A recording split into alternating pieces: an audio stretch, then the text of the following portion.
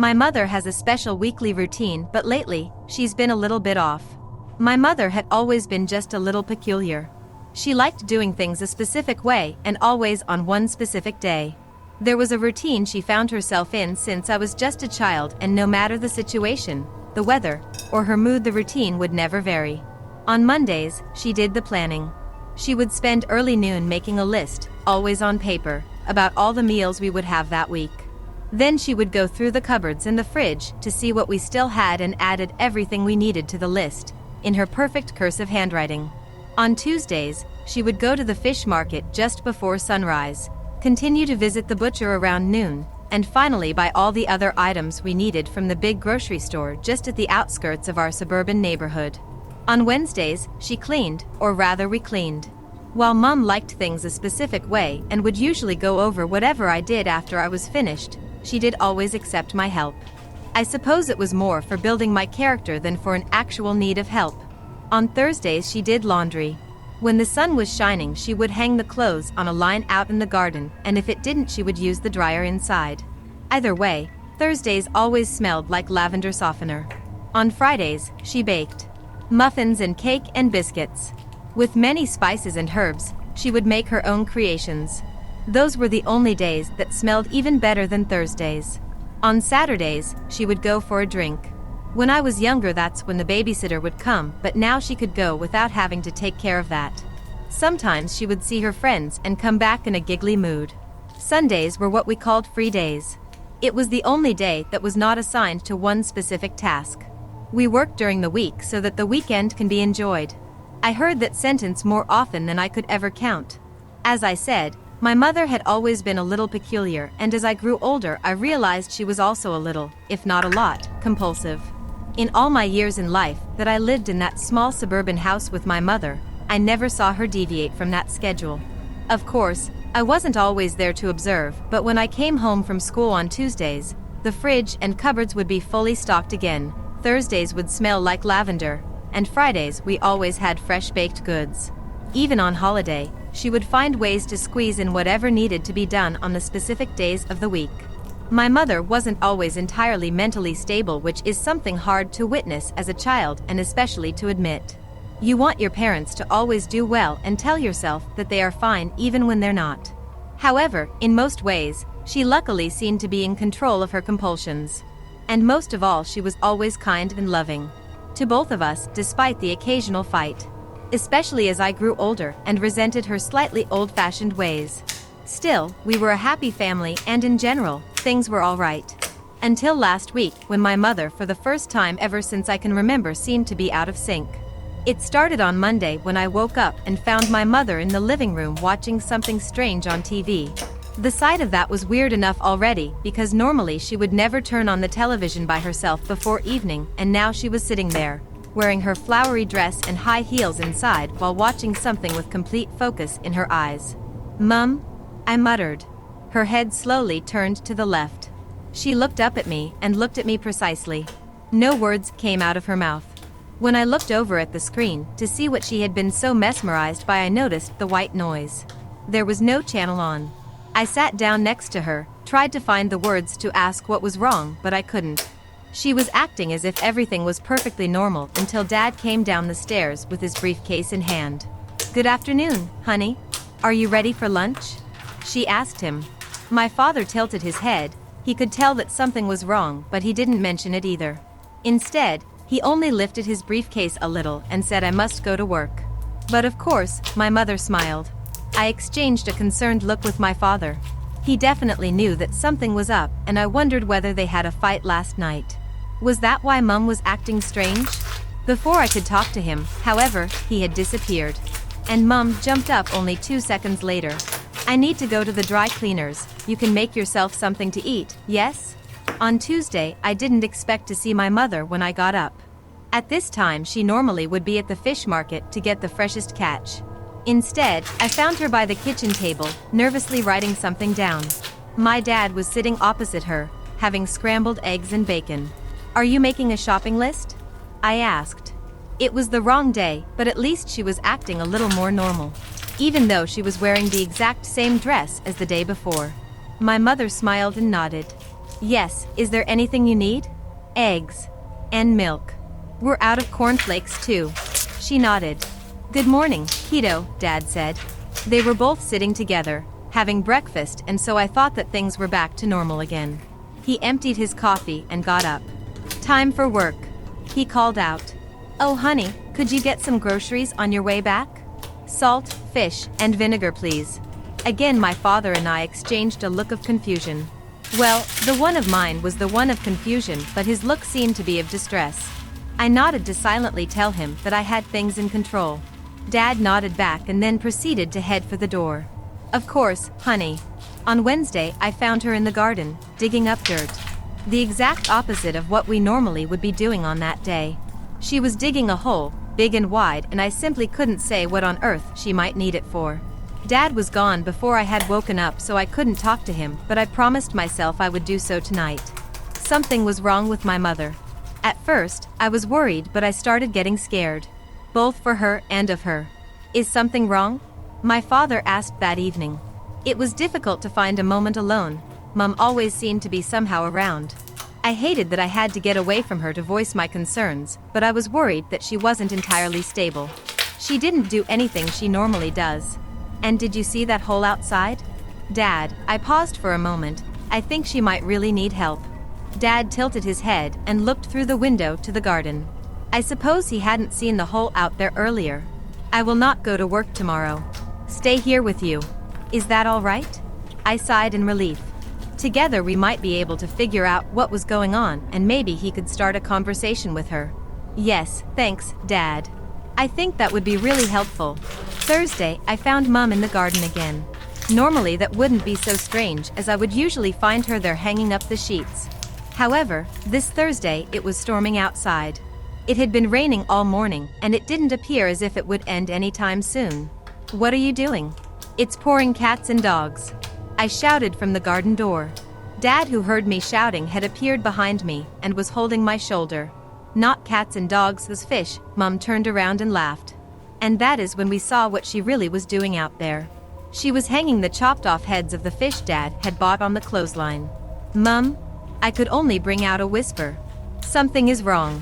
We need to help her. Before I could move, Dad was already running outside and guiding my mother back to our living room. Thursday turned into Friday without a moment of sleep. At least for me. I couldn't close my eyes without heads of fish appearing in front of my mind. And the sight of my mother in that same damn dress and that plastered-on smile. Tired and exhausted, I stumbled down the stairs to find my parents both sitting in front of the television. I didn't even bother talking to them and went straight to the kitchen. For the first time in years, there was no sweet smell coming from it. No, instead the stench of vinegar made its way to my nose. We hardly had any food in the house. I suppose Mum had completely forgotten about it, and Dad didn't want to leave her in her current stage. He hardly left her side anymore.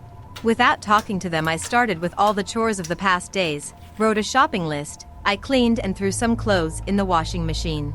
This might sound as if I only wanted my mother to get back to doing the household, but I swear it had nothing to do with that. I simply was worried because she wasn't herself anymore. The following morning, all the items that I wrote on the list were sitting in paper bags on the kitchen counter. I assumed that Dad had gotten out to buy them. On Saturday, she did the most terrifying thing so far. A sight I will not be able to delete from my mind anytime soon. It started only in the evening. The entire day, both my parents were acting normal. Mum even cooked, and we sat around the table, talking and laughing.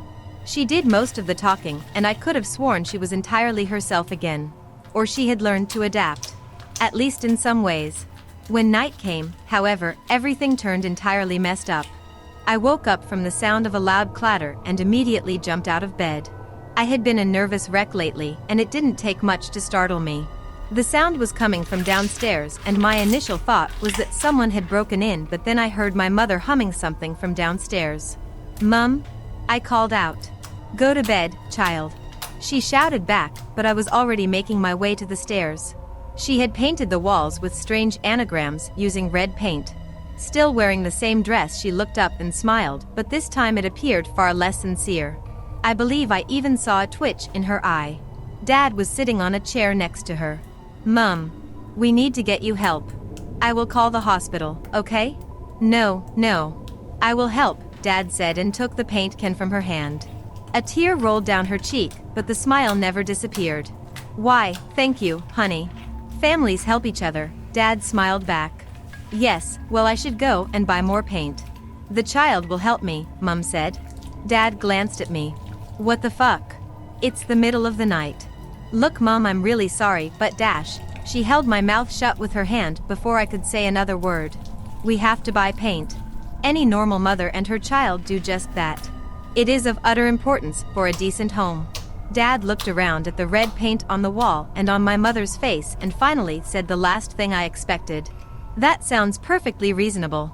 See you soon, honey. I had no idea what to do. It seemed that both my parents had lost their minds, but I couldn't possibly let my mother leave on her own, or let her drive a car in that state. So I went outside with her and sat behind the steering wheel with the intention to drive her to a hospital. However, as soon as I started driving I couldn't for the life of me remember what direction I had to go. Just keep going straight. Follow the street, my mother finally said. Her smile had disappeared and her leg was shaking. Just keep going, honey. I had no idea what to say, and so I kept going straight until we had left the neighborhood and the surrounding area as well. We found ourselves on the freeway when I couldn't hold it in anymore. I found the nearest exit and stopped. My mother was trembling, and in the dark light with the splatters of red paint on her face, I finally realized that I might have made a huge mistake. Mum? I hardly brought out the word. She opened her mouth, but no words came out at first. She swallowed and then finally spoke. I am so sorry, my love. I didn't want to believe it. It made no sense. What are you talking about? She looked at me as if I was the one losing my mind. That thing in there. That was not your father. Didn't you notice? At first, I thought I would only act slightly different to see if he would notice that something was off, but it only copied whatever we were doing or saying. She took a deep breath. I woke up a few times at night. It never sleeps. It sits in the bed with its eyes open waiting for us to wake up. I am so sorry. I just couldn't believe it at first. I thought maybe something was wrong with your father. We should have left or called for help, but dash. She stayed silent for a moment. My memories were blurry and I had to make sure first. Make sure that it was him and not me. My palms wouldn't stop sweating and my head started racing like crazy. This whole week I had been so focused on my mother I didn't notice that Dad only agreed to the things I was saying. He didn't do anything. And suddenly it felt as if something shattered in my mind. My mother had always been a little peculiar. Especially after my father passed away. Mum. That wasn't our home, was it? I gulped. How did we end up there? She looked at me, a reflection of my own fear and confusion. I have absolutely no idea.